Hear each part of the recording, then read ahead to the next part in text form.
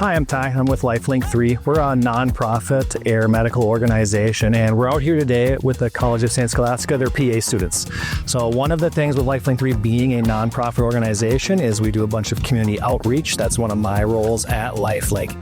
Patrick's got a needle price for So I came out here today, spent a couple hours with the PA students. We talked about when they get into the real world, into these small ERs, these rural communities, how we can partner together to bring critical care right to the bedside, no matter where you are. So they can live a long ways away from access to those things.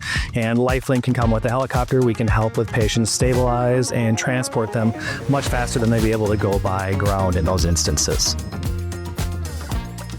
Hi, my name is Holly Levine, and I'm the medical director of the PA Medicine program at the College of St. Scholastica.